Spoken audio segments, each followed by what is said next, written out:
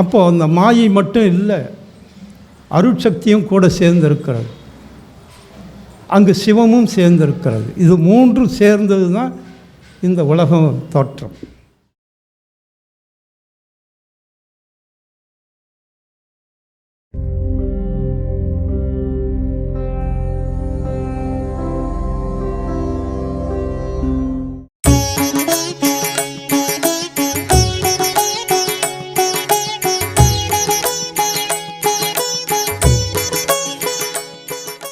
பெருஞ்சோதி அருட்பெருஞ்சோதி தனிப்பெருங்கருணை அருட்பெருஞ்சோதி வந்தருள் புரிக விரைந்து தருணம் மாமணி மன்றிலே ஞான சுந்தர வடிவ ஜோதியாய் விளங்கும் சுத்த சன்மார்க்க சர்க்குருவே தந்தருள் புரிக வரமெல்லாம் வல்ல தனியருட்ஜோதியை எமது சிந்தையில் புணர்ப்பித்து என்னுடன் கலந்து செய்து வித்தருள்க செய்வகையே.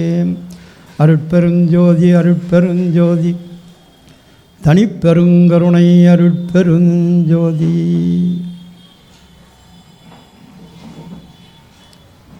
பேரன்பு கொண்ட சன்மார்க்க பெரியவர்களே, தாய்மார்களே, இங்கு தலைமையேற்றிருக்கும் திருமதி தனலட்சுமி அம்மா அவர்களே, செம்மையாக நடத்தி வருகின்ற மூப்பா பாபு அவர்களே, மற்றும் எல்லோருக்கும் என்னுடைய பணிவான வந்தனத்தை தெரிவித்துக் கொள்கின்றேன். இந்த ராமானுஜம் தெருன்ற ஒன்று நான் 8ஆம் கிளாஸ் படிக்கும்போது நினப்பு வருது. இந்த ராமானுஜம் தெரு தான் எனக்கு எங்கள் பெரியம்மா இருந்த எல்லாம். நான் படிக்கிற காலத்தில் இங்கே ஒரு மாதம் தங்கிட்டு போவேன் லீவில். இப்போ எல்லாம் மாற்றம் அடைஞ்சிருக்குது. அப்போது ரொம்ப அறியாமையில் இருந்தேன், ரொம்ப அறியாமை. அப்படி இருந்த என்னை கொஞ்சம் அப்படி ஒரு படி தூக்கி விட்டு என்னை இங்கு பேச வைத்திருக்கிறார் என்று சொன்னார் அந்த திருவருள் தான்.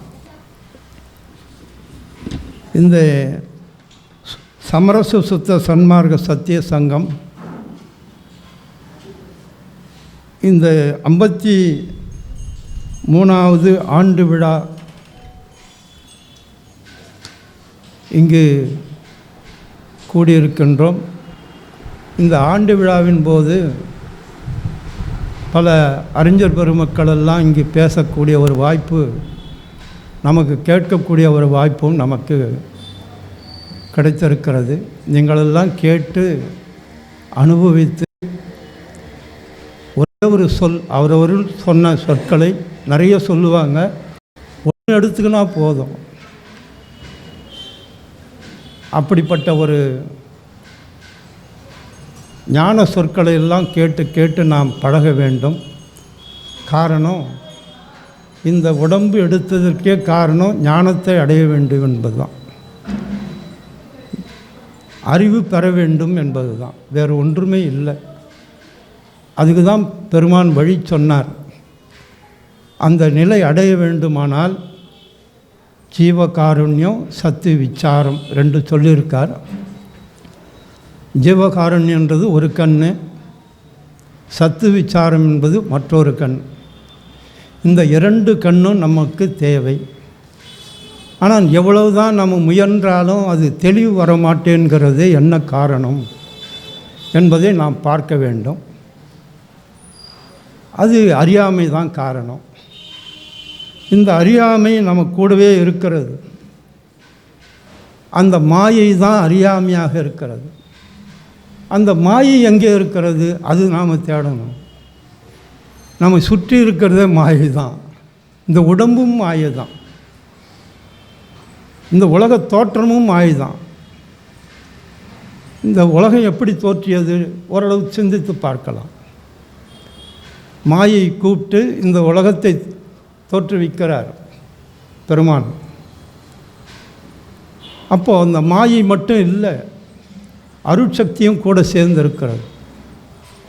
அங்கு சிவமும் சேர்ந்திருக்கிறது. இது மூன்றும் சேர்ந்தது தான் இந்த உலகம் தோற்றம். அதுபோல் ஒரு குடம் செய்யணும்னு சொன்னால் முதற்காரணம் மண், ரெண்டாவது காரணம் தண்டு சக்கரம், மூன்றாவது காரணம் அது நிமித்த காரணனாக இருக்கக்கூடிய குயவன். ஒரு பொருள் செய்யணுன்னா இந்த மூன்றும் தேவை. அதுபோல் இந்த உலகத்தை நிர்மாணிக்க வேண்டும் என்று சொன்னால் மூன்று தேவை. மாயை முதற்காரணம், அருட்சக்தி துணைக்காரணம், நிமித்த காரணம் சிவம். இந்த மூன்று சேர்ந்தது தான் இந்த உலகம். அப்போது இந்த மாயை தான் சிவமா அப்படின்னு ஒரு கேள்வி போடலாம். இல்லை, மாயை என்பது தனி, ஆனால் சிவத்துக்குள் அடக்கம் எப்படின்னு சொல்லலாம். ஒரு அரசன் இருக்கிறான். அரசன் போர்க்கருவிகள்லாம் எங்கே இருக்கும்? அது தனி இடத்துல தான் வச்சுருப்பாங்க. போர் வரும்போது அந்த கருவி எடுத்து கவசம் பண்ணி கொண்டு வாள் ஏந்தின்னு வருவான், போரிடுவான். அதுபோல் இந்த உலகை நிர்மாணிக்க வேண்டும் என்பதனாலே இந்த மாயை கூப்பிட்டு தான் இந்த உலகத்தை நிர்மாணிக்கிறான். அப்போ மாயை என்ன செய்கிறது அப்படின்னா, இந்த உலகத்தை உண்டாக்குறது, உலகத்தில் உள்ள பொருளை உண்டாக்குகிறது, அடுத்தது இந்த உடம்பை உண்டாக்குகிறது, கருவிகள் அனைத்தையும் உண்டாக்குகிறது. இதுதான் மாயினுடைய வேலை. இந்த உடம்பெல்லாம் மாயை தான், சரிதான்?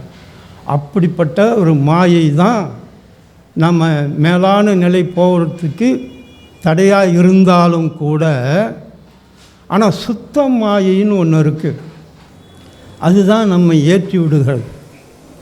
சுத்த மாயின்றது என்ன? அதுக்கு இன்னொரு பேர் விந்து குடிலைன்னு பேர். அந்த மாயைக்கு விந்து குடிலைன்னு பேர். சுத்த மாயை தத்துவங்கள் என்னென்ன? சுத்த வித்தை, அதாவது சாகா கல்வி, ஈஸ்வரன், சதாசிவம், விந்து, நாதம். இந்த 5 தத்துவங்கள் தான் சுத்த மாயை. அது எப்படி இருக்குதுன்னு சொன்னால், உலகம் முழுதும் இருக்கிறது.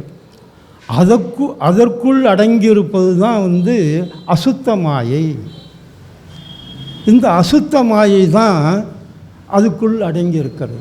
இந்த ரெண்டும் சேர்ந்து மாமாயின்னு சொல்லுவாங்க.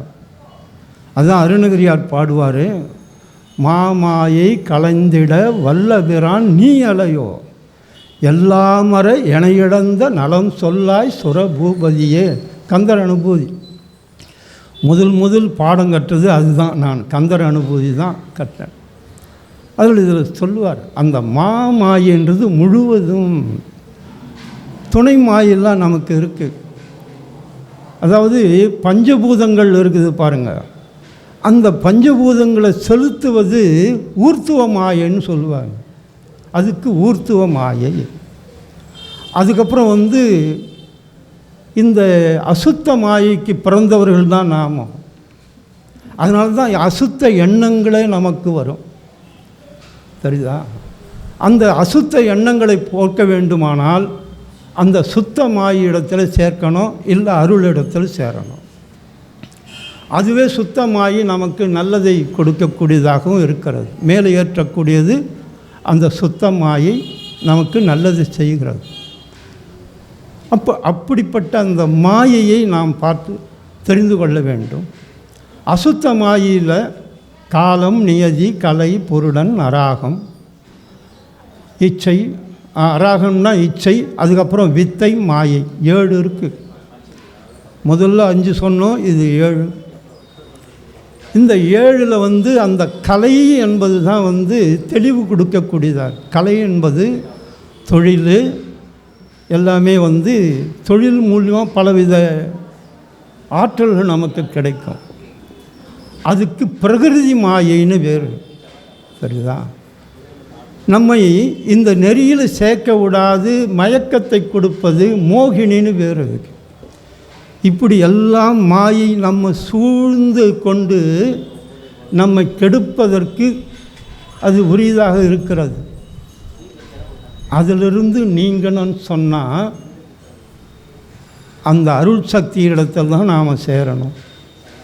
அப்போ அந்த அருள் சக்தி என்ன செய்யுது அப்படின்னா, எல்லாவற்றையும் அதுதான் நமக்கு உணர்த்துகின்றதாக இருக்கிறது. உள்ளிருந்து கொண்டு செயல்பட்டு நீ அங்கே போ இங்கே போ அப்படின்னு அது உள்ளிருந்து உணர்த்தவே தான் நாம் இங்கே போகிறோம். அது உணர்த்தலைன்னா நம்மளால் இங்கே வர முடியாது. நீங்கள் ஒன்றும் உதாரணத்துக்கு ஒரு சைவத்திலேயோ அல்லது வேறு வைணவத்திலேயோ வேறு நெறியிலேயோ இருக்கிறவர்களை இந்த நெறிக்கு அழைத்து கொண்டு வாருங்கள் பார்க்கலாம், ஒருத்தர் கூட வரமாட்டாங்க. ஏன்னா அவன் உள்ளே உணர்த்து அதுதான் பெருசுன்னு நினைப்பாங்க. தெரியுதா? ஏன்னா நான் அனுபவத்தில் சொல்கிறேன்னா அது மாதிரி ஒருவர் கூட வரமாட்டாங்க. சைவத்திலையும் நான் மிகுத்து இருக்கோம் கூட கூப்பிடுவாங்க, மற்றபடி வேறு ஒன்றும் இல்லை. அதில் இல்லைன்னா என்னை அடிக்கடி கூப்பிடுவாங்க. அதனால் அங்கே ஒரு முன்னிலை வகுக்கக்கூடிய ஒரு வாய்ப்பு கிடைக்கும். அதனால் இதெல்லாம் பார்க்கின்ற போது இந்த சன்மார்க்கத்தில் சேர முடியாத ஒரு வாய்ப்பு நிறைய பேருக்கு இருக்குது. காரணம், இதில் எடுத்த உடனே புலால் உண்ணக்கூடாதுன்னு அதுதான் பெரிய அடி. இல்லைன்னா மொத்த பேர் இங்கே வந்துடுவாங்க. தெரியுதா? ஐயோ இதெல்லாம் நான் வரமாட்டேங்க அப்படின்னா காரணம் தடுக்கிறது எதுன்னா புலால் தான். இன்னொன்று இருக்குது. நான் இந்த பிரம்மகுமாரிகள்னு ஒரு இயக்கம் ஒன்று இருக்குது. அந்த பிரம்மகுமாரிகள் இயக்கம் மொத்த பேருமே ஒயிட் அண்ட் ஒயிட்டில் தான் இருப்பாங்க. நான் 15 முறை இட்டும் போயிருக்கேன் ராஜஸ்தானுக்கு. நிறைய பேர் வந்திருக்காங்க. காஞ்சிபுரத்தில் இருக்கிறவங்க, நம்ம வேதாசலம் ஐயா கூட வந்திருக்கார், சாதி வேதாசலம். எதுக்கு சொல்ல வரேன்னா, அவங்க ப்ரேயர் பண்ணுவாங்க, ஒயிட் அண்ட் ஒயிட், மொத்த பேரும் அப்படியே ஒயிட்டாக இருப்பாங்க. அவளை பார்க்குறதுக்கே கண்கொள்ளா காட்சி. ஆனால் நாம் அப்படி இல்லை. எப்படி இருக்கிறோம்? இந்த வெள்ளை சொக்கா 2 நாளைக்கு மேலே போக முடியாது, அழுக்கு உடனே தெரியுது. ஆனால் கலர் சொக்கா போட்டோம்னா நம்ம இப்படி பார்க்கும்போதே நமக்கு ஒரு மாறுதல் ஏற்படுது. கலரில் போட்டோம்னா பிரச்சனையே கிடையாது, அது ஒரு வாரம் போட்டுக்கணும் கூட இருக்கலாம். ஆனால் நாம் சேர்ந்த இடம் எது? இந்த ஒரு பெண்களை எடுத்துங்க, ஒரு கல்யாண வீட்டுக்கு போனோன்னா பட்டு சேலை எடுத்து ஜம்முன்னு போவாங்க. அன்றைக்கி தான் பயன்படும், மறுநாள் பயன்படுறது அதுக்கு அடுத்த கல்யாணத்துக்கு தான் பார்ப்போம். அது மாதிரி ஒரு நிகழ்ச்சி, சன்மார்க்க நிகழ்ச்சின்னா வெள்ளையில் வந்தால் எவ்வளோ தூய்மையாக இருக்கும். நமக்கு புற தூய்மையே இல்லை, அகத்தூய்மை எங்கே வரப்போகுது? வர்றது ரொம்ப கடினம்தான். தெரியுதா? இந்த ஆன்மா யாருன்னு நம்ம பார்க்கணும். சரிதா? இந்த ஆன்மா, நமக்குள்ளே இருக்கிற ஆன்மா, அது நம்மையும் அறியும், தலைவனையும் அறியும், இந்த உலகத்தையும் அறியும், உலகத்தில் உள்ள பொருள்களையும் அறியும். அந்த ஆன்மாவுக்கு அவ்வளோ பெரிய ஆற்றல் இருக்குது. நேற்று கூட ஆன்லைன் கிளாஸில் சொன்னோம், கேட்டாங்க கேள்வி. 3 விதமாக இருக்குது. பசுன்றதுன்னா, ஜீவன்றதுன்னா, ஆன்மான்றதுன்னா. பசு என்பது 5 மலம் உடையது. ஆணவம், கண்மம், மாயை, மாமாயை, திரோதா மாயை. ஜீவன் என்பது 3 மலம் உடையது, ஆணவம், கண்மம், மாயை. ஆன்மா என்றது 1 மலம் உடையது. சரியா? அப்போது அந்த மலமும் பசு என்றது உலகத்தார்கள். அவங்க எப்படி வேணாலும் வாழலாங்க, எப்படி வேணாலும் இருக்கலாம், அவங்களுக்கு ஒரு கட்டு திட்டம் இல்லை. ஆனால் நமக்கு பெருமான் ஒரு கட்டு திட்டம் கொடுத்துருக்கிறார். இதெல்லாம் கூட பரவாயில்ல, உள்ளம் சிறப்பாக இருக்கணும், ஜீவகாருண்யமாக இருக்கணும். ஜீவகாருண்யம் ஏன் செய்ய சொன்னாருன்றது நாம் ஆய்ந்து பார்க்கணும். இந்த சங்கங்கள் சாப்பாடு போடலன்னா ஜனங்க செத்துடுமான்னா சாகாது. உனக்கு இரக்கம் வரணும். அந்த இரக்கம் வர்றதுக்கு தான் ஜீவகாருண்யம் செய்ய சொன்னார். அந்த இரக்கம் வரலன்னா செய்தும் பிரயோஜனம் இல்லை. கல்லாய மனங்களும் கரைய பொன்னொழிதான் கண்டது கங்குலும் விண்டது என்றார். கல்லாய மனம் அருணகிரியார் சொல்லும்போது, திணியான மனோசிலை மீது உணதால் அணியார் அரவிந்தம் அரும்புமதோ அப்படின்னார். திணியான மனோசிலைன்னார். மனமாகிய சிலைன்னா மனமாகிய கல். அந்த கல்லில் அணியார் அரவிந்தம், அரவிந்தன்னா தாமரை, அழகு பொருந்திய தாமரை இங்கே பூக்குமா? அங்கே இறைவனை சொல்கிறார், உன்னுடைய திருவடி தாமரை இங்கே பூக்குமா? ஏன்னா கல் மனமாக இருக்குது அப்படின்னு. இறைவன் வருவானா நம்மக்கிட்ட? வரமாட்டான். அதுக்கு தான் இந்த கல்லுக்கு தான் வழி சொன்னார். நீ கல் கரைஞ்சி போச்சுன்னா சாதாரணமாக சேத்துல தான் செந்தாமரை மலைக்கும். அது மாதிரி மனதை இளகிய மனதாக இருக்குன்றதுக்கு தான் இப்பொழுதும் சொல்கிறார் அவர். சரிதான். அப்போது சாப்பாடு போடுவதன் பயன் இங்கே பார்க்கணும், தொட்டு பார்க்கணும், இரக்கத்தை பார்க்கணும். ஒருத்தர் பட்னியாக கிடக்கும்போது தான் பட்னி அடைந்த மாதிரி துடிக்கணும். அதுதான் ஜீவக்காரணம். அதனால் பெருமான் அது எப்படின்னு சொன்னாக்கா, வரவையில் ஒரு அன்பர் பாம்பேலேருந்து தானாலிருந்து என்னுடைய மாணவர் தான். அவர் கேள்வி கேட்டுக்கின்னு பேசின்னு வந்தோம். சைவத்தில் இருக்கிறவங்க இதில் வரமாட்டேன்றாங்களே எப்படி அப்படின்னா, வரமாட்டாங்கப்பா சைவத்தில்ன்றது இல்லை. இதிலே ஒரு சில பேர் சொல்ல விரும்பலை. ஆனால் வள்ளல் பெருமானுடைய பேர் கூட வச்சுக்கிறாங்க, துணையாக வச்சுக்கிறாங்க. பாதுகாக்கணுன்றது அந்த மன்றத்துக்கு அது துணையாக வச்சுக்கிறாங்க. ஆனால் அதன்படி நடக்கிறது இல்லை. சரிதான். ஒரு நல்லவர்களை முன்னே வச்சுக்கணும். அது மாதிரி நாம் நல்லவர்களை முன்னே வச்சுக்கணும். எப்படி சொல்கிறாருன்னா, இப்போ இந்த ஆணவத்தை ஒழிக்கணும்னா நம்மக்கிட்ட யாரை முன்னே தள்ளணும் அப்படின்னா, திருவருளை முன்னே வச்சு நாம் அவர் பின்னால் நிற்கணும். எப்படி திருவருள் அப்படின்னா, சாப்பிட்டீங்களாங்க கேட்டதுக்கு திருவருளால் சாப்பிட்டேன். யாருங்க கொடுத்து? திருவருள் கொடுத்தது. எல்லாமே அவருடைய பேர் முன்ன வைக்கணும், நாம் அவர் பின்னால் நிற்கணும். அப்படி நின்றாலே ஒழிய ஆணவத்தை அழிக்க முடியாது, அழிக்கவே முடியாது. அது நம்மக்கிட்ட இல்லை. சரிதா? அது இறைவன்கிட்ட இருக்குது. அந்த ஆணவம் தான் மாயை. அந்த மாயை அடக்க நம்ம முடியாது. மாயை இல்லாதவங்கிட்ட நாம் சரண்டர் அடையணும். டோட்டலி அடையும் போது தான் நமக்கு அந்த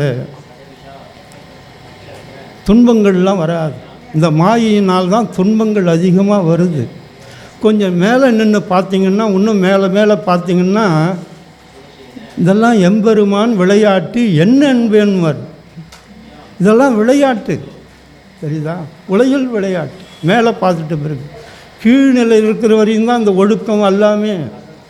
ஸ்கூலில் போனால் சீருடை இருக்கணும், இதுதான் ஒழுக்கம். ஸ்கூல் தொழிலுக்கு போகும்போது எப்படி வேணாலும் இருக்கலாம். அப்போது அது இல்லை. அதாவது ஒரு பள்ளியில் ஒரு பயிற்சி பெற வரைக்கும் தான் அது. அது மாதிரி இறைவனுடைய நிலையை நாம் அடையணும்னு சொன்னால் அந்த ஒழுக்க நிலையில் நாம் இருக்கணுன்றது தான் இத்தனை 4 ஒழுக்கமும் நமக்கு சொன்னார். பெருமான் ரொம்ப எப்படிப்பட்டவர்னு சொன்னால் ஒரே ஒரு வார்த்தையில் சொல்லலாம். அவர் ஆனந்த ஸ்வரூபர். நேற்று தான் படித்தோம். ஆனந்த குருன்றது ஆனந்த ஸ்வரூபராக இருக்கிறார்.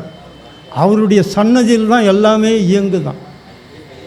அது மாதிரி பெருமான் ஆனந்த ஸ்வரூபராக இருக்கிறார். நாம் யார் அப்படின்னா 4 விதமான மாணவர்கள். மந்தம், மந்ததரம், தீவிரம், தீவிரதரம். இந்த தீவிரதரன்றது முதன்மையான மாணவர். அவருக்கு குரு உபதேசம் சொல்ல மாட்டார். அந்த திருநோக்கே அவரை மாற்றிடும். ஒரு நோக்கினாவே போதும். அது மாதிரி வள்ளலாருடைய பார்வை பட்டாவே போதும் நமக்கு. சரிதான்? அவ்வளோ பெரிய ஆற்றல் அவருக்கு இருக்குது. அதை நாம் உணர்றதில்லை. அந்த நிலை வரும்போது தான் நாம் உணர முடியும். ரெண்டாவது, தீவிரம்னு ஒரு பக்கம் ஒன்று இருக்குது. அவன் அவனுக்கு மேல்நிலை அனுப்பணும்னாக்க, மேல்நிலை பெறணும்னு சொன்னால் பல வேதாந்த நூல்கள், சித்தாந்த நூல்கள் எல்லாம் மேற்கோள் காமிச்சா தான் அவன் ஒத்துக்குவான். இல்லைன்னா ஒத்துக்க மாட்டான். வள்ளலார் அதை தான் சொல்கிறார். நான் சொல்லுவது தவறாக இருந்தால் திருக்குறளை பார், திருவாசகத்தை பார், திருமந்திரத்தை பார். ஏன்னா நம்ம பற்றி இறைவனுக்கு அவருக்கு தெரியும். ஏன்னா இவ்வளோ சீக்கிரம் நம்ப மாட்டான்.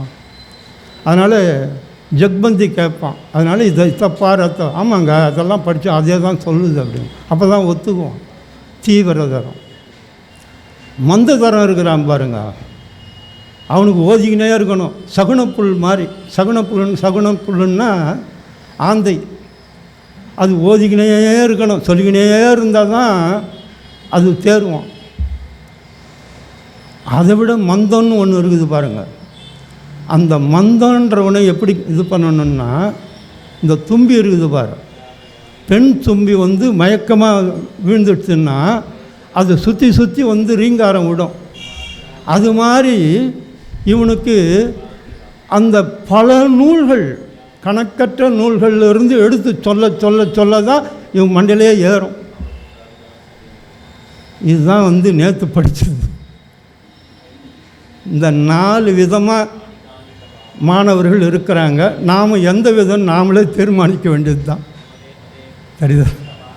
அது மாதிரி ஞானங்களை பகுத்து சொல்லப்படும். வள்ளலாரே சொல்கிறார், ஞானம் சரின்னு ஏன் கொடுத்தாரு? சரியை கொடுத்தவர் கிரியை கொடுக்கணும், யோகம் கொடுக்கணும், ஞானம் கொடு, அது கலந்து வருது. ஆனால் ஞானம் சரி என்றது ஞானத்தில் முதற்படி அந்த பக்குவ ஆன்மாக்கள் சொல்லப்பட்டது. அருமையாக சொல்லியிருக்கார். நினைந்து நினைந்து உணர்ந்து உணர்ந்து எவ்வளோ அழகாக சொல்கிறார் பாருங்க. அதை அனுபவித்து பாடினா தான் அது தெரியுமே தவிர சும்மா நாம் பாடிடுறோம்.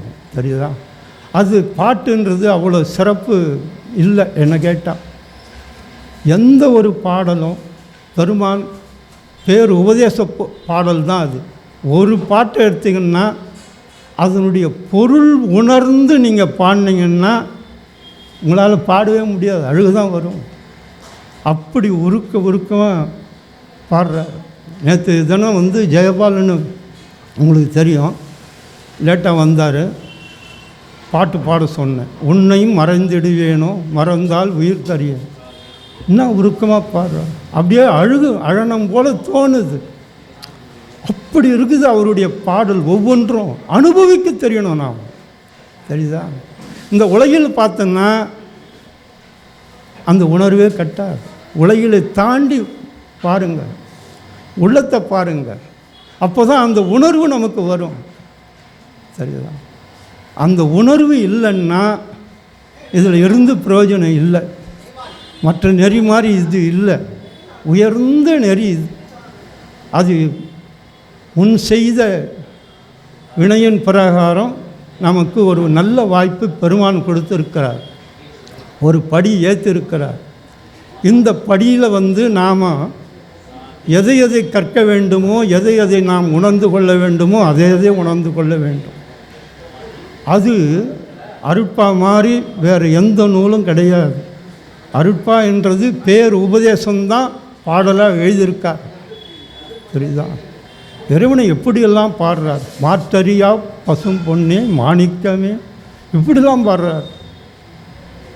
அப்பா நான் வேண்டுதல் கேட்டு அருள் புரிதல். அப்பாவை உரிமை கொண்டாடுறார்.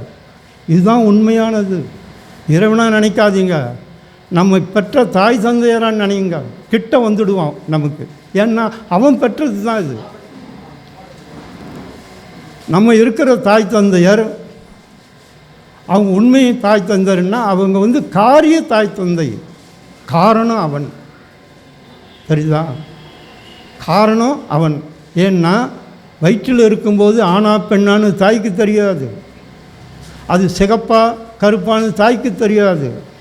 அது எப்படி உணவு உண்ணுது தாய்க்கு தெரியாது. ஆனால் வெளியே வந்த பிறகு தான் நாம் பெற்ற பிள்ளை நாம் பெற்ற பிள்ளைன்னு மார்த்தட்டி சொல்லிக்கிறோம், சரிதான். ஆனால் இது வரைக்கும் காப்பாற்றியது இறைவன் தான். அதனால் அவன்தான் உண்மையான தாய் தந்தை. முறையிடுவதற்கு அவன்தான், அவங்ககிட்ட தான் நாம் போகணும், அழணும், சரிதான். அப்படி அழுதால் பெறலாமேன்னு சொன்னாங்க. ஆனால் நமக்கு அழ வரலை. ஏன்னா சிந்திக்கலை, ஏதோ மனப்பாடம் பண்ணுறோம். என்ன மனப்பாடம் பண்ணிங்கன்னு அகவல் மனப்பாடம் பண்ணிங்கன்னு கெடுக்கட்டுன்னு ஒப்பி என்ன வள்ளலார் மனப்பாடம் பண்ண சொன்னாரான்னா? அவருக்கு என்ன, நீ படிக்கிறதுனால அவருக்கு என்ன இருக்குது? ஒன்றுமே கிடையாது. ஒரு 10 லைன் படித்து பொருள் தெரிஞ்சு உருகி உருகி பாருங்கள் எப்படி இருக்குது. இங்கே அனுபவம் பெறணும், அதுதான் அவருக்கு கொடுத்தது. அவர் கொடுத்த பாடலை நாம் படித்து அனுபவம் பெறணும்னு தான் கொடுத்தோம், ஒப்பிக்கவில்லை. அதனால் கூடுமான வரைக்கும் நாம் கொஞ்சம் மாறினா நல்லா இருக்கும், சரிதான். அப்படி மாறும்போது தான் அப்போ தான் உண்மை தெரியும். ஒரு சைவ நூல் சொல்லுது, அவரவர் உள்ளத்தில் ஈசன் அவரவரை கொண்டு ஏற்றுமானார், நல்லார் பொல்லார் என்று நாடுவது எல்லாம் சிவன் செயல் என்று ஒன்றுனார். உள்ளத்தில் இறைவன் நல்லவர் கெட்டவர் என்று அவன்தான் இயக்கிறான். மனிதர்கள் கெட்டவர்கள் யாரும் கிடையாது, அவன் இயக்கிறான். நீ கெட்டவனா நடி, ஒரு நாடகத்தில் நீ வில்லனா நடி, நீ கதாநாயகனாக நடி, இப்படின்னு ஒவ்வொருத்தரும் ஒவ்வொரு பாட்டு கொடுக்குறான். அது பிரகாரம் நடிக்கிறானே தவிர உண்மையும் கெட்டவன் கிடையாது. இறைவன் நடிக்க, ஏன்னா இந்த உலகம் நடக்காது. இந்த ரெண்டும் இருந்தால் தான், நல்லவன் கெட்டவன் இருந்தால் தான் இந்த உலகம் நடக்கும். எல்லாமே நல்லவனா எல்லாமே யோகி ஆகிட்டா அப்புறம் என்ன இருக்குது? இந்த உலகமே ஒன்றுமே செயல்படாது போயிடும்.